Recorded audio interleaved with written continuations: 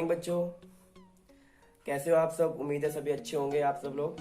बच्चों आज से हम लोग स्टार्ट करने जा रहे हैं अपना नया टॉपिक मैथ्स का। बच्चों आज से ये आपकी मैथ की पहली वीडियो है क्लास 10th के बच्चों के लिए।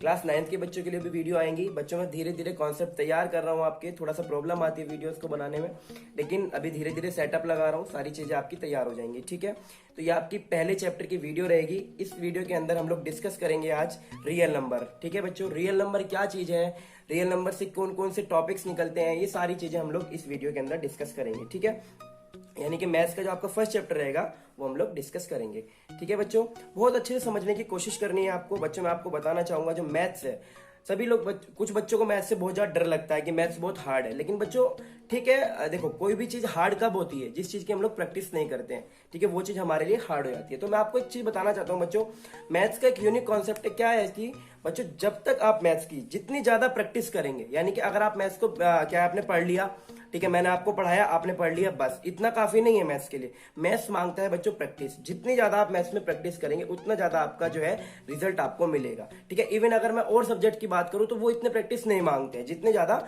मैथ्स आपकी प्रैक्टिस मांगता है। ठीक है, तो आज की वीडियो में बच्चों हम लोग डिस्कस करेंगे रियल नंबर को, real number, whole number, integers, ये सारी चीजें मैं आपको बताऊंगा। और एक्सरसाइज जो हमारी 1.1 एक्सरसाइज है उसके क्वेश्चंस को हम डिस्कस करेंगे। ठीक है बच्चों, तो वीडियो को स्टार्ट करते हैं और डिस्कस करते हैं अपने क्वेश्चंस को, जो हमारे क्वेश्चंस हैं। ओके बच्चों, लेट्स देखिए बच्चों, स्टार्ट करते हैं अपना फर्स्ट चैप्टर, जिसका नाम क्या है बच्चों, रियल नंबर। रियल नंबर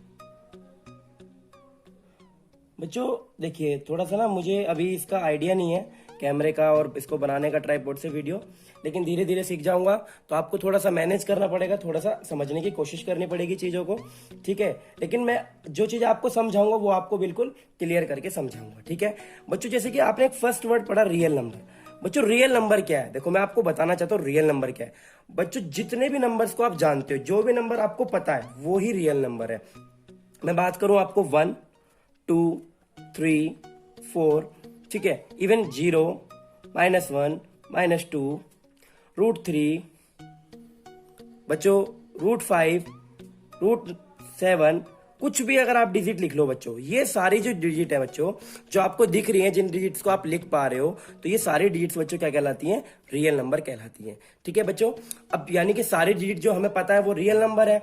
ठीक है, अब बच्चों बात करते हैं कि इन रियल नंबर को तोड़ते हैं कि वर्ड्स कहां से स्टार्ट हुए, कहां से इनकी जनरेशन कहां से स्टार्ट हुए, कौन कौन से पार्ट्स में डिवाइडेड है जो आपके टॉपिक से रिलेटेड है। ठीक है, सबसे पहले मैं आपको बताना चाहूंगा बच्चों कौन सा, नेचुरल नंबर। कौन सा बच्चों, नेचुरल नंबर।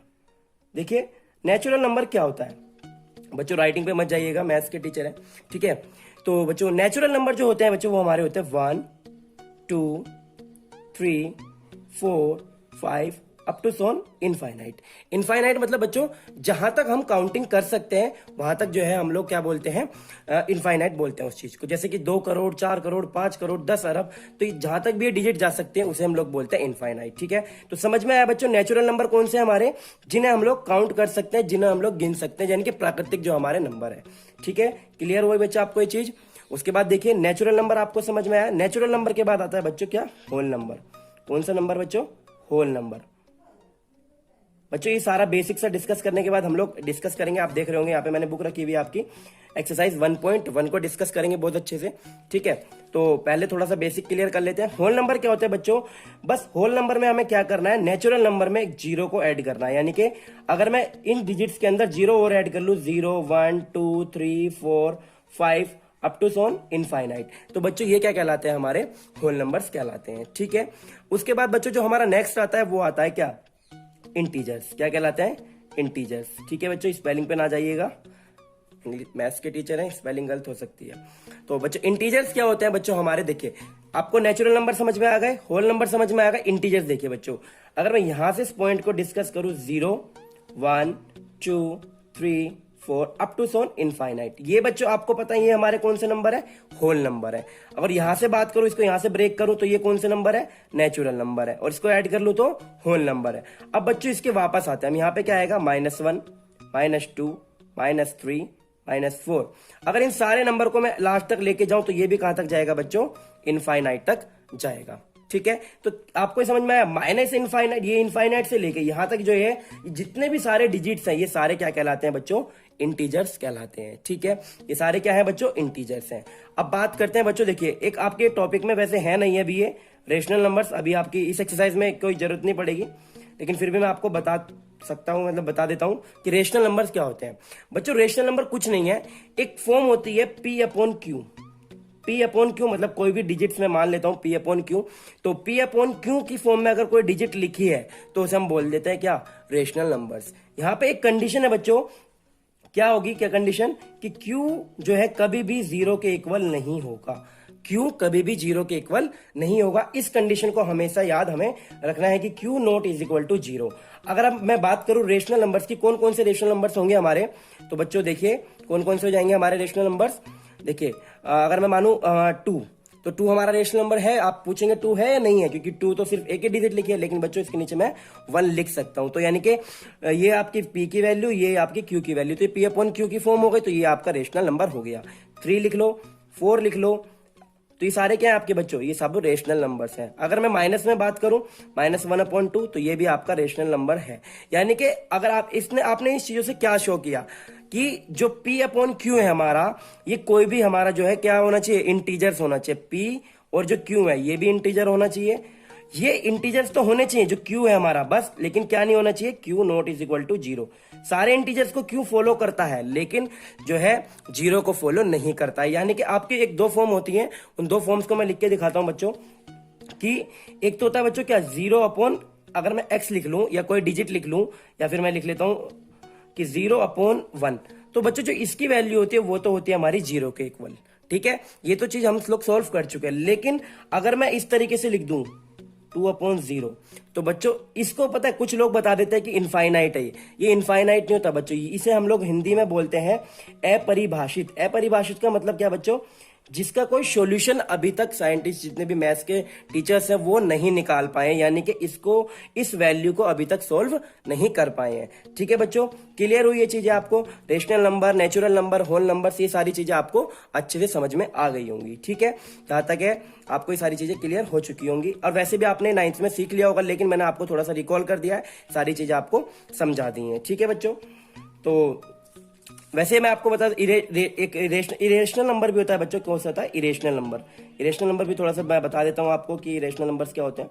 देखिए जो इरेशनल नंबर्स वैल्यू होती है बच्चों, वो कुछ इस तरीके से होते हैं हमारी, जैसे कि आपका एक वैल्यू इरेशनल नंबर्स में क्या होती है, पाई होती है, √2, √3, √5, ये सारे जो आपके डिजिट्स है बच्चों, जिनको हम लोग अभी तक सोल्व नहीं कर पाए हैं, उन्हें हम लोग बोलते हैं क्या, इरेशनल नंबर। जैसे कि पाई की बात करूं बच्चों मैं, तो पाई की वैल्यू कितनी होती है बच्चों, 22/7 हम लोग मानते हैं। ठीक है, अगर आप इसे सोल्व करने जाएंगे बच्चों, तो कुछ इस तरीके से वैल्यू आती है 3.14 कुछ करके वैल्यू आएगी, और ये आगे तक चलती रहेगी। ठीक है, यानी कि इसका अभी तक सॉल्यूशन नहीं मिला है। इसी तरीके से आपकी √2 की, √3 की, इनकी जो वैल्यूज है अभी तक पूरा सॉल्यूशन नहीं मिल पाया है, इसीलिए हम लोग क्या बोलते हैं इन्हें, इरेशनल नंबर्स हम लोग बोलते हैं। ठीक है बच्चों, आपको चीजें समझ में आई होंगी, क्लियर हुआ होगा।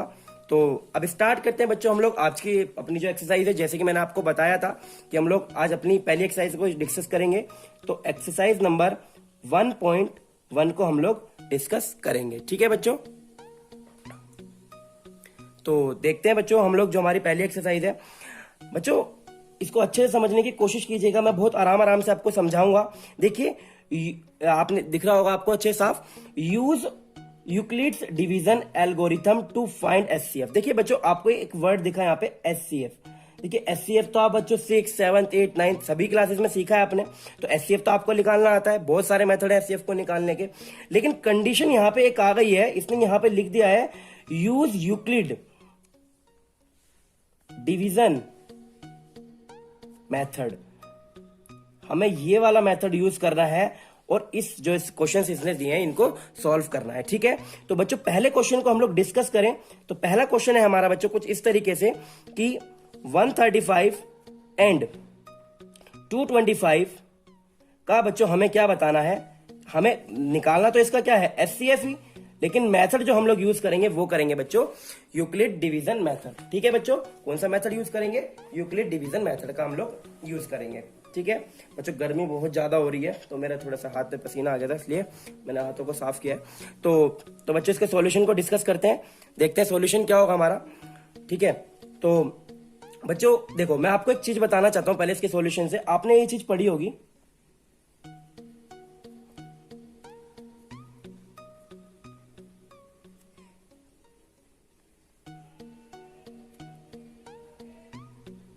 स्पेलिंग पे मत जाना बच्चों, पहले ही बता रहा हूं मैं आपको,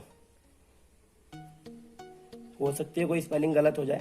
ठीक है, ये चार चीजें होती है हमारी, डिविडेंड, डिविजर, कोशेंट और रिमाइंडर। ये चारों चीजें होती हैं बच्चों हमारे पास। ठीक है बच्चों, ये बना हमारा ये जो सॉल्यूशन है, ये आपने 3rd 4th क्लास में पढ़ लिया होगा, लेकिन यहाँ पे आपको मैं एक चीज दिखाता हूँ, इससे एक जो सॉल्यूशन निकल के आता है हमारे सामने वो क्या बनता है। देखिए बच्चों, डिविडेंड और कोशेंट इन दोनों की अगर मैं मल्टीप्लाई करूं, किसकी मल्टीप्लाई करूं, किसकी, डिविडेंड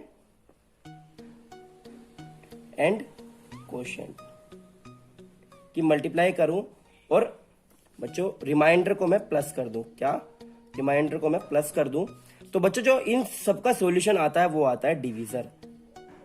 क्या आता है बच्चों, डिवीजर उसका सॉल्यूशन आता है। ये देख रहे हो आप, ये वाली इक्वेशन जो आपके सामने दिख रही है, बस इसी इक्वेशन को बना के हमें सारी चीजें सॉल्व करनी है। आपको सारी चीज दिख रही होंगी, ये देखिए दिख गया, डिवीजर, डिविडेंड, क्वोशिएंट और रिमाइंडर, ये आपकी जो है एक इक्वेशन बनती है।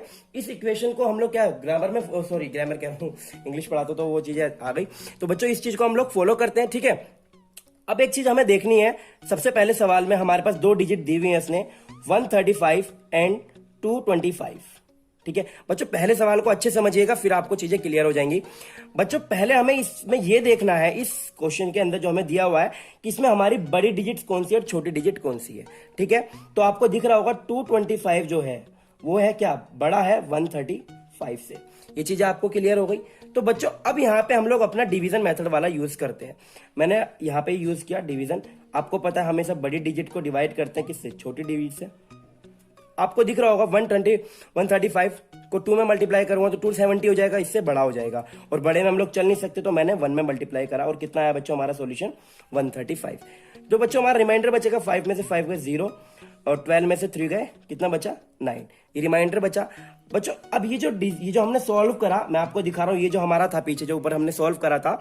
ठीक है, अब इस इक्वेशन को, ये जो बना हमारा ये सॉल्यूशन, इसको आप इस इक्वेशन के फॉर्म में जनरेट कर दीजिए। मैं जनरेट करता हूं, देखिए। तो सबसे पहले हमारा क्या आएगा, 225 इज इक्वल टू आपका क्या हो जाएगा 135, आपका क्वेश्चन कितना है 1, प्लस जो रिमाइंडर बचा है आपका वो कितना बचा है 90। ये आपकी एक इक्वेशन बनी। ठीक है बच्चों, समझ में आया होगा आपको ये जो मैंने बनाया। ठीक है, अब एक चीज देखिएगा आप, 135 के मल्टीप्लाई 1 में कीजिए और इसको ऐड कीजिए, जो आपने ये मल्टीप्लाई करी, तो आपका जो सॉल्यूशन आएगा वो ये आ जाएगा। ठीक है, हमारे सवाल का आंसर कब आएगा, जब बच्चों ये जो आपका जो रिमाइंडर है, ये जो रिमाइंडर आपका है, ये हमें रिमाइंडर क्या लाना पड़ेगा 0। जब हमारा रिमाइंडर 0 आ जाएगा तब हमारे क्वेश्चन का सॉल्यूशन हो जाएगा। यानी कि अभी रिमाइंडर नहीं आया है, तो बच्चों अब जो नेक्स्ट डिजिट में हम लेके चलेंगे, जो हमारा ये क्या बचा है, जो है अब इसको क्या मान लेंगे, डिविडेंड को डिविजर बना लेंगे, यानी कि इसको हम यहां लिखेंगे 135। ठीक है, जो रिमाइंडर है इससे हम लोग क्या करेंगे, डिविजर, इसको हम लोग डिविडेंड बना लेंगे और इसको डिविजर। अब देखिए 135 को हम लोग यहां लिखेंगे और इसको डिवाइड करेंगे किससे, 90 से। ठीक है बच्चों, अब जब मैं इसको 90 से डिवाइड करूंगा तो 9 2 180 हो जाएगा, तो ये नहीं चल पाएगा, तो इसको भी कितने में चलेगा, ये 1 में चलेगा। ठीक है, तो मैं इसको 1 में चलाता हूं, 90 करता हूं, कितना आ जाएगा 5 और 13 में से 9 गए 45। मैं दोबारा इसको इस फॉर्म में जनरेट कर देता हूं, तो कितना आ जाएगा बच्चों, ये आपको हो जाएगा 90 इंटू 1 प्लस 45। देखिए आप इसका जो सॉल्यूशन बना आपका ये बिल्कुल एग्जैक्ट यही वैल्यू होगी, 91 90 और प्लस 45, यानी कि अभी भी हमारा रिमाइंडर 45 बच गया है। तो ये वाली जो वैल्यू है वो आपकी यहां आ जाएगी, 90 इज इक्वल टू, जो आपका इससे मैं क्या करूंगा, दोबारा डिवाइड करके देख लूंगा बच्चों। 90 को मैं डिवाइड करूंगा किससे, 45 से, और जब 90 को मैं 45 से डिवाइड करूंगा बच्चों, तो यह जो आपकी वैल्यू बन जाएगी वो कितने बन जाएगी, 45 2 जा 90 हो जाएगा आपका। तो यानी कि जो आपका रिमाइंडर आ गया बच्चों वो कितना आ गया, अब 0, अब कुछ नहीं बचा है, तो इसको दोबारा मैं यहाँ पे लिख देता हूँ 45 2 टाइम मल्टीप्लाई, और रिमाइंडर कितना बचा 0। बच्चों ये समझ में आया आपको, ये चीजें देखी होंगी आपने। ठीक है, हो गया। अब देखिए जैसे कि मैंने आपसे कहा था कि हमारा क्या बचना चाहिए, रिमाइंडर जीरो बचना चाहिए, और जैसे ही रिमाइंडर जीरो बचेगा वैसे ही हमारा आंसर आ जाएगा। क्या आ जाएगा? एचसीएफ, जो हम लोगों को फाइंड करना था एचसीएफ, वो आ जाएगा। तो बच्चों एचसीएफ क्या है हमारा? तो बच्चों जो आपकी डिजिट है ना, डिविडेंड, यही आपका क्या कहलाता है? एचसीएफ। जब, लेकिन कंडीशन क्या है?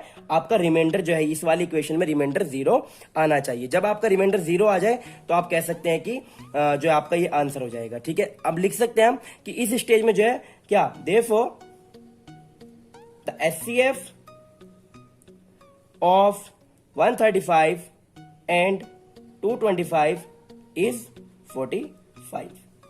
तो हमारा आंसर क्या आ गया बच्चों?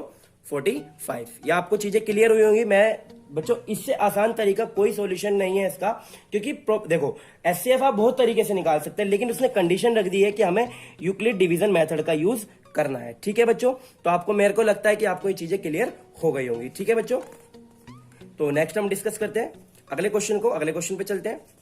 आपको पहला क्वेश्चन समझ में आ गया होगा बच्चों। अगर नहीं आया है तो आप वीडियो को अच्छे से रिपीट करके देखिएगा दोबारा, आपको चीजें क्लियर हो जाएंगी। सेकंड क्वेश्चन क्या है बच्चों हमारा? सेकंड क्वेश्चन डिस्कस करते हैं। 196 एंड 38220, ये हमारा सेकंड क्वेश्चन है। सेकंड क्वेश्चन को डिस्कस करते हैं बच्चों। सबसे पहले हमारी वही कंडीशन 3822। अब तो इसको सोल्व, क्वेश्चन को थोड़ा तेज करने की कोशिश करेंगे बच्चों। तो ये वाली डिजिट हमारी बड़ी हो जाएगी और ये वाली डिजिट हमारी छोटी हो जाएगी। तो हम लोग क्या करते थे बच्चों? बड़ी डिजिट को इसके अंदर रखेंगे और छोटी डिजिट को बाहर रखेंगे। जैसे कि मैं डिवाइड करता हूं तो देखते हैं बच्चों, क्या ये किस में चल रहा है? 1 में चल रहा है, तो 196 हो जाएगा। 12 में से 1 कैरी करूंगा तो 12 में से 6 गए, 6 बचेंगे। 7 बचा 17, और कितना बचा? 8, तो कितना आ गया? 86। यहाँ बचा 2, तो कितना आ गया? 186। यह भी पूरा नहीं कटा है। अब इसको मैं यहाँ पे 2 कैरी कर लूंगा, कितना आ जाएगा? 2 ऊपर से ये नीचे लेके आ जाऊंगा। ठीक है, अब इसका टेबल हम लोग पढ़ते हैं बच्चों। ये जहां तक है मुझे कितने में जाएगा? लगभग 90, 10, 20, तो लगभग ये 9 में चला जाएगा। देखते हैं बच्चों, मल्टीप्लाई करके देखते हैं। 9 6 54, 9 6 54, 5 9 81, 5 86, 8 9 1 9 और 8 कितना? 17। तो कितना आ गया आपका? 1764 आपका इसका आंसर आया। इसको माइनस करते हैं। 2 में से 12 में से 4 गए, आपको कितना बचा? 8। यहाँ पे 1 कैरी करा, 15 में 6 गए, 9, और यहाँ पे ये आपका 7 हो गया। 7 में 7 गए 0, ये 0। ठीक है बच्चों, ये आपका कट गया। अब इसको 0 उतार लेते हैं नीचे बच्चों। अब इसको चलते हैं, अब एक बार ट्राई करके देखते हैं। 196 की मल्टीप्लाई करते हैं बच्चों, किसमें? 5 में। 6 5 30 की 0 3, 9 5 45, 8 4 9 9 और ये 5 9। तो कितना आ गया बच्चों? 980। यानी कि कितने में चल जाएगा? 55 में। तो ये आ जाएगा 980। तो यानी कि बच्चों आपका फर्स्ट में क्या आ गया? 0। आपको रिमाइंडर मिल गया। तो जो इसकी इक्वेशन बनेगी बच्चों, आपकी क्या बन जाएगी? वो इक्वेशन कुछ इस तरीके से बनेगी।